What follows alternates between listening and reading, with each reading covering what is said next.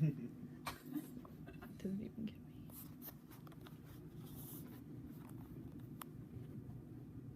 Okay. Obesity is out of control, and we need to do something about it. As a dietetics student here at Ball State University and an avid researcher in the College of Health, I'm flabbergasted with the amount of obesity that we have in America with the research that I've done. I've personally seen at least 3 family members and several friends deal with the complicated effects of obesity throughout my life, and it breaks my heart each and every single day. This is why I'm asking for your help so we can combat this serious issue. I truly want to make an impact on this nation's health, and I urge you to support the recent legislation for the Treat and Reduce Obesity Act. We can do this together, but I need your help.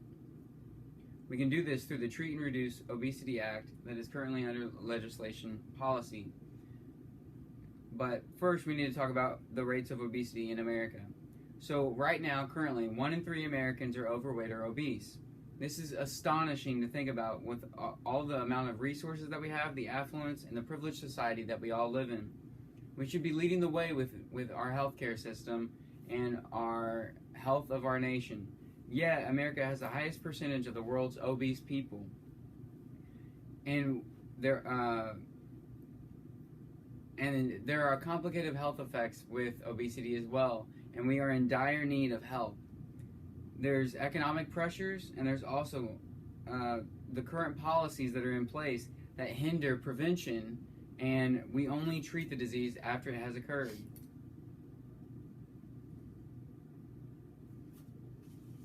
Before we go any further, let me explain why we're focusing on this topic, so you will soon see why I'm asking you to take action today. The serious problem is this: most patients are not given proper care until after diagnosis of obesity under the current policies. This can be changed through the Treat and Reduce Obesity Act, though. There's a lack of preventative care that would help the prevalence of obesity be reduced, causing obesity to be reduced in the future for a decline instead of the current rise that we see ourselves on.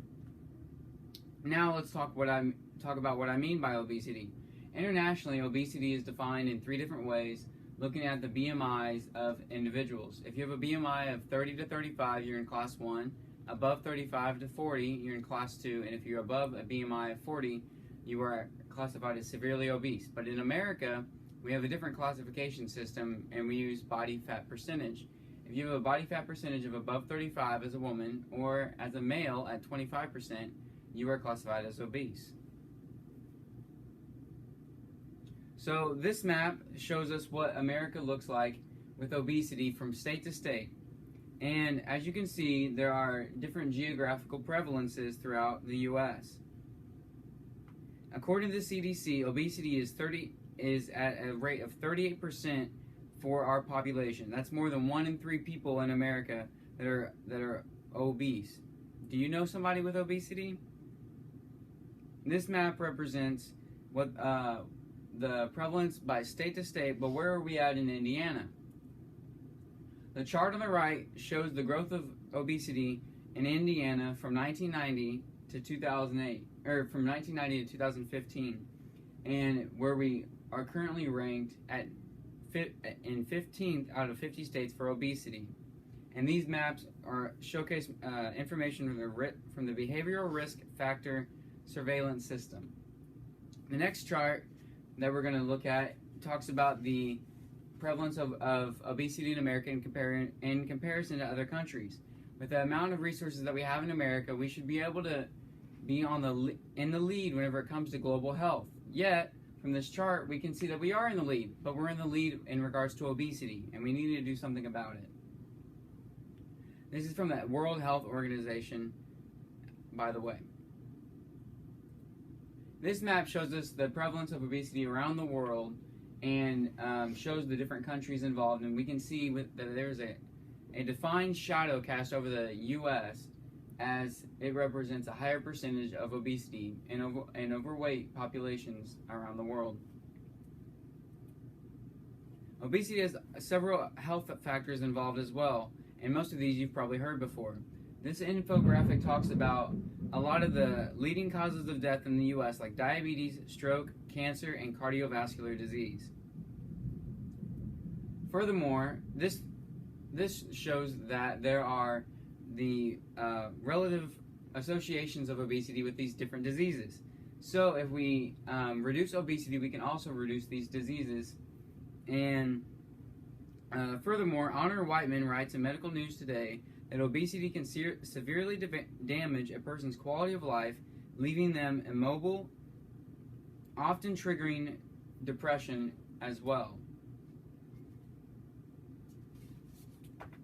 WHO reported in 2010 that overweight and obesity, as well as related non-communicable diseases that we saw before on this slide, are largely preventable.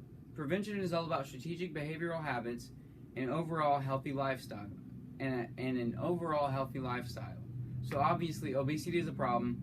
So what are the solutions?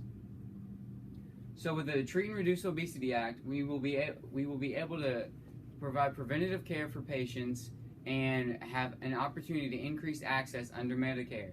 The current practices of today are through bariatric surgery and primary care physicians. Yet with bariatric surgery, we've seen an increase from 1998 to 2008 of 13,000 to 200,000 bariatric surgeries every year. And this is reported by the American Society of Metabolic and Bariatric Surgery. And there's a lot of complications that come into play with this, as there's a high risk for elderly patients with sepsis being the leading cause of death for the elderly. Whenever you talk about primary care physicians, a study by Beffert et al. Found that primary care physicians see barriers to their counseling for patients as low personal competence, poor patient motivation, time constraints, and a lack of reimbursement under the current healthcare policies. Again, so what is the solution? The Global Nutrition Report of 2014 recommends that we implement policymakers and partnerships through civil society, government, and the private sector to help combat this serious issue. And again, this is where the Treat and Reduce Obesity Act can come into play to really help. Also, the CDC reports 3 proactive strategies that discuss medical nutrition therapy and evidence-based practices for lifestyle changes that can help us in the future to reduce obesity in America. So, why do we really want to focus on this bill itself?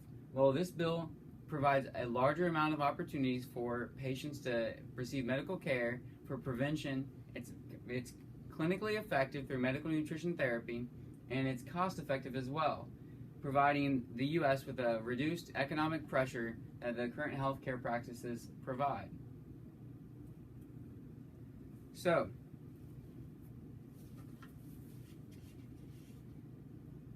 I know we don't have much time, but just to review, the current policies only treat without preventing obesity for the future. There's a lack of care for patients until obesity has been diagnosed later in life. And this has increased costs and increased risks under the current policies and practices available for patients. The Treat and Reduce Obesity Act will allow increased access, decreased costs, and help prevent obesity in the future. I have signed petitions and written to legislators. Now I need your help. With a stronger voice, we can make a bigger impact, and sign this petition advocating for the Treat and Reduce Obesity Act. Get up and get active.